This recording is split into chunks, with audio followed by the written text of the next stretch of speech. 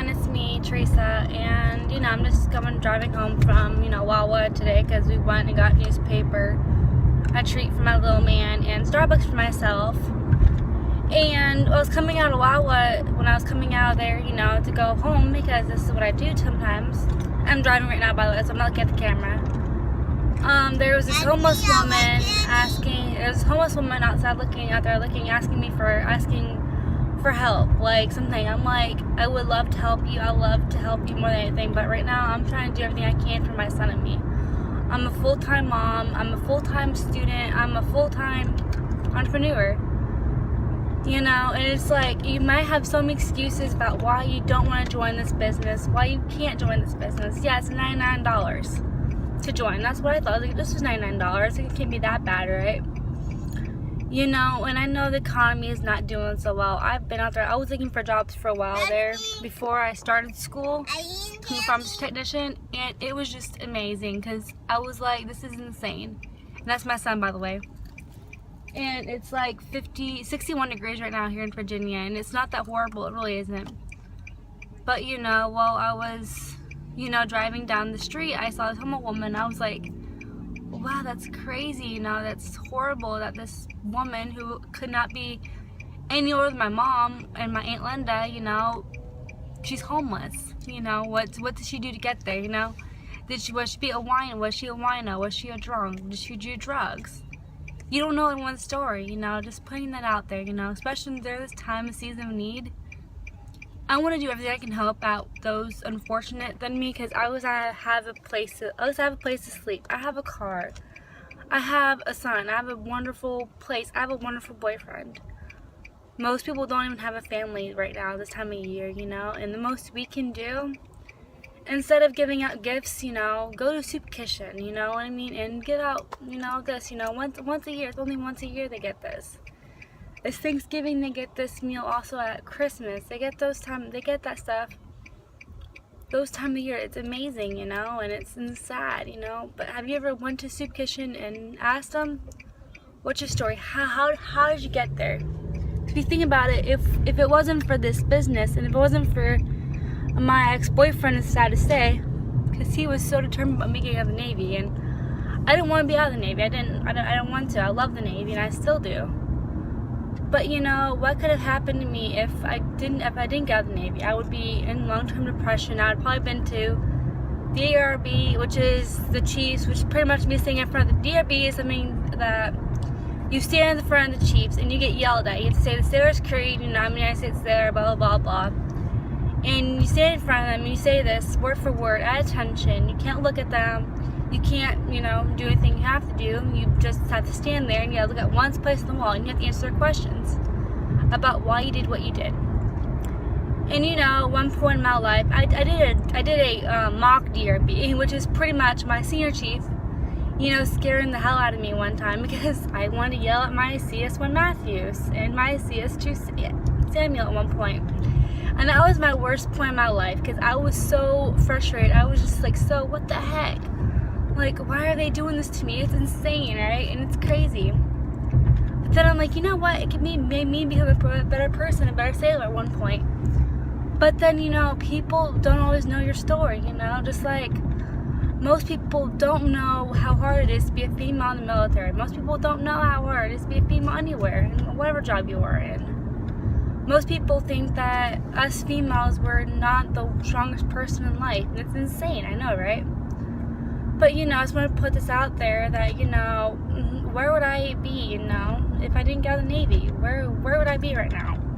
Still on the Berg, living with my ex-boyfriend probably, or we would probably been not longer together at this point because he had been in Korea and I would have been on a ship first off with a kid, and then I had to ship my kid somewhere, ship my son somewhere. I won't be able to spend any time with my son because I'm the only one he knows.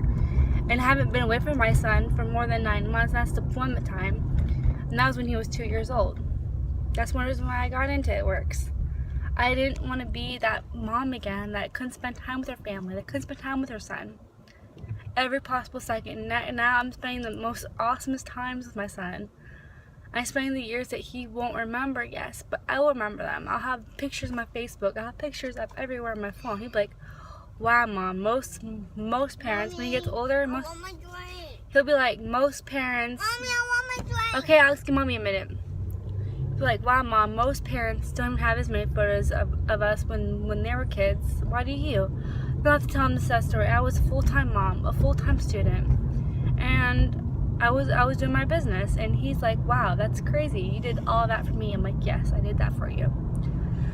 So my challenge for everyone today who's actually listening to this and doing everything is, what's your worst mom and what's your best mom in a life as a parent or as just, you know, a single person or in a relationship? Because my best moment is me being a mom and me becoming a mom, me seeing myself grow as a parent. My worst time as, you know, a parent, as a worst time is when I was in deployment. I had no idea what the heck I was doing. I was a mom, scared. I didn't want to be away from my son. The only way I could handle that situation was me not talking to my boyfriend at the time, me not talking to my son, because I was afraid I'd be in tears every night. So I didn't talk to him as much as I should have when I went on deployment. Those are my worst times. That's my best time of deployment and whatnot. And I think it's, you know, I think it's really good that you have someone to talk to. And I know this isn't live. I know it's just recording. Like, wow, why is she talking to her phone, right? Well, I'm crazy. Most people knows about me who's on my page. They know I tend to talk to myself. They know I tend to be one of those people that overthink everything. Like, I overthink everything. I mean, like, so I just want to put this out there, right? This is actually a funny story, right? So here I am, right? And I put something really simple on my Facebook page one day. And I was like, you know what? No one knows to see this, right? No one is, right? And it was just like, wow, like, and it's not been like long. It was like, wait a second, it was Facebook. It was MySpace, right? It was when I was still dating my ex-boyfriend at the time. Now, I knew going in the relationship that we weren't going to become anything more than just, you know, friends with benefits, and I was okay with it at the time. Come on here, I was 21 years old. I didn't really know what was going on with my life, and honestly, I wasn't even sure. So here I am, right, posting this one thing on my MySpace at the time, and he texted me. He's like, "What was that status about on your MySpace?" He's like, "What's that about?" I'm like, "What do you mean?" He's like, blah blah. I'm like, really? I'm like, you didn't want to become in a relationship with me, and I knew this, and I just had to get things off my chest. That's the way I get things off my chest, is I tend to write it down. I tend to blur out what I'm saying. I'm one of those people that blurt out what they say and what they mean, and I don't care the consequences. That's how I've always been, and most people know this about me. My first class will say the exact same thing. He'll be like, I remember my CS1 Bailey at one point, he told me, he's like, Derek Kunis. I'm like, yes, CS1, what's going on, CS1? He's like, what's going on with you? Do you not think about the consequences of what your actions are? And I'm like, I do. There's like, you know, this is going down. Or was this CS2 Samuel? I'm not sure. He's a CS1 now. Anyway, so it's insane because you get so much insight about everything you do while in the military. They look at you very closely. They look at you, like, I mean, like, they look at you, but you may not seem like they're looking at you at the time, but that's why they have third classes, second classes, first classes, so they can all report back to their superiors and tell them what the heck they were doing all day, you know what I mean? So if something doesn't get done, as a CS, like I was a cook, I was in charge of manning the kitchen, I was in charge of everything, I was in charge of everything, I was in charge of ordering, doing the paperwork, and I was in charge of, making sure the galley was clean before we got to eat. Now that usually meant that I didn't get to eat that day or that time frame, and I was okay with it because as soon as I would get let on break, or as soon as I had a moment, I would go to the vending machine, grab a Snickers bar, and I'd eat that. And I was a smoker, I still am, but I don't smoke as much as I used to. I was a smoker, and that helped me depress my appetite till after I got out of work. As soon as I got out of work, you know where I went? Yeah, that's right, I went to McDonald's. Yes, I went to McDonald's almost every night, and it is insane, because let me tell you, you spend $5 on a meal for McDonald's, like, 5 days a week, for 3 days a week, right? So I would work Mondays. If I worked the weekend, I would have Monday afternoon off. I'd be off before lunch, usually. Usually, I'm saying usually, it's the best case scenario. Worst case scenario, you'd get off during lunch. That was the worst time possible to get off, because that was insane. So it's always better off to get off before lunch. Always better off to get off like after breakfast, after you were done with your paperwork, you'd be able to get off. That was the best time possible.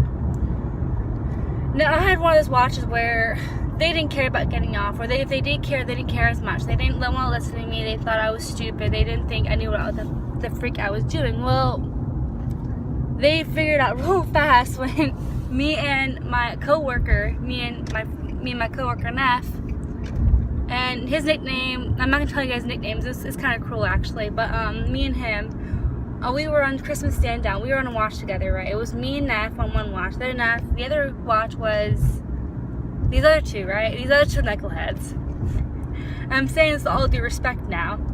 And me and him, right, we got everything together. I did my paperwork all morning. I did my paperwork. I made sure I was on X order what was on X order? Whatever, no.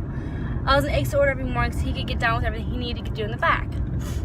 We'd make sure everything got done before the next watch even started. Like we'd have lunch almost done.